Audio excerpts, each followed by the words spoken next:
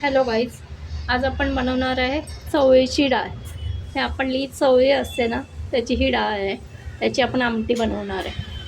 त्याच्यासाठी आपण एक पाऊण वाटी चवळीची डाळ घेतली आहे. ही 3-4 पानाने आपण स्वच्छ धुवून घेऊ. आता आपण कुकरमध्ये 2 ग्लास पाणी घातलेलं आहे आणि ही 2-3 पाण्याने धुवून घेतलेली डाळ आपण चवळीची टाकणार आहोत. थोडंसं तेल घालूया.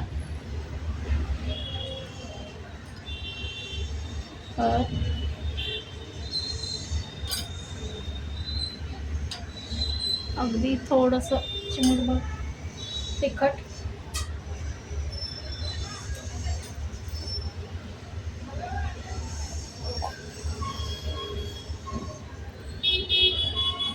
आणि चवीला थोडंसं मीठ, कारण बेचव नाही डाळ होणार म्हणून. आता हलवून घेऊया.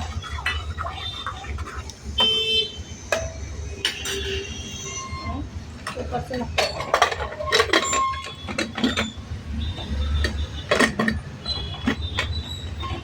त्याच्या 3-4 शिट्ट्या करून घेऊ आपण. आता आपण एक वाटण करायचं आहे. त्याच्यासाठी 2 मोठे चमचे खोबऱ्याचा किस घेतला आहे, कोथिंबीरच्या काड्या आणि कोथिंबीर थोडी, 4-5 लसणाच्या पाकळ्या, जिरं आणि आलं असं बिना पाण्याचं वाटून घेणार आहोत. आपण कुकर उघडला आहे. हे बघा, डाळ अशी छान शिजलेली आहे.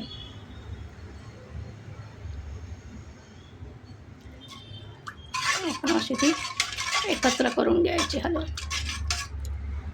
गॅसवर कढई ठेवली आहे. आपण तेल तापत ठेवलेलं आहे. मोहरी घालूया. मोहरी छान तडतडली. हिंग,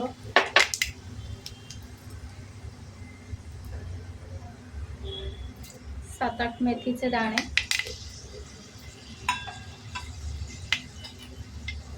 थोडंसं जिरं आणि कांदा घालायचा.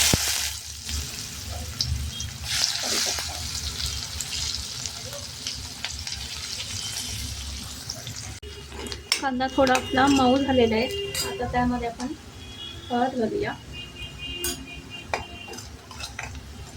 आणि हा वाटलेला मसाला वाटण टाकूया आणि छान परतून घेऊया. कारण आलं लसूण आहे, त्याचा कच्चेपणा आपण निघून जाईल. परतून घ्यायचा छान मसाला.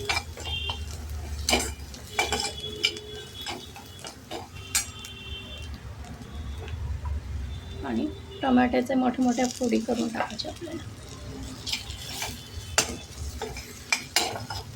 1-5 मिनटं आपण छान परतून घ्यायचं, म्हणजे मसाल्याचा कच्चेपणा निघून जाईल. आपला मसाला असा परतून झाला छान. आता 1 चमचा लाल तिखट टाकूया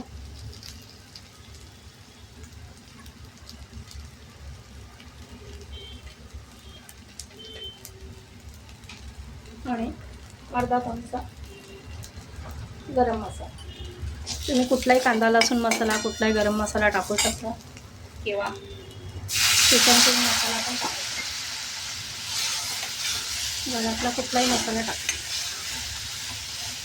आणि मसाला जळू नये म्हणून थोडंसं पाणी घातलं आहे आणि छान तेल सुटेपर्यंत परतून घ्यायचं.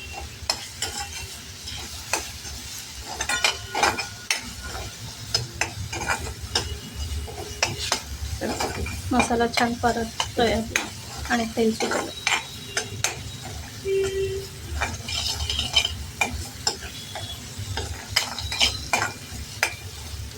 आपण चवळीची आमटी नेहमीच खातो, पण ही चवळीची डाळ, चवळीच्या डाळीची आमटी छान लागते. तुम्ही नक्की ट्राय करा. ही बहुधा खानदेशमध्ये चवळीची डाळ मिळते आणि खानदेशी लोक ही चवळीची आमटी करतात. संध्याकाळी जेवायला आमटी, भात, भाकरी आणि भाजीवर छान लागते. आता आपण त्याच्यात डाळ घालून घेऊ, उकडून ठेवलेली चवळीची. आपण ही डाळ टाकून घेऊ.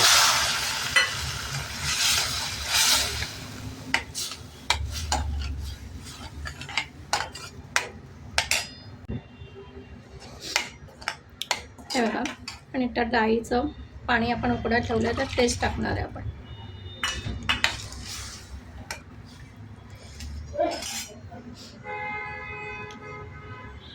हे बघा, आपली चवळीच्या डाळीची आमटी छान अशी आळून आलेली आहे आणि आपली डाळ झाली. आपण आता गॅस बंद करूया.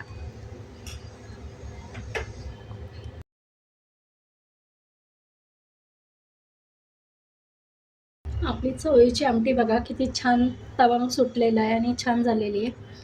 रेसिपी आवडल्यास लाईक, शेअर आणि सबस्क्राईब करा. धन्यवाद.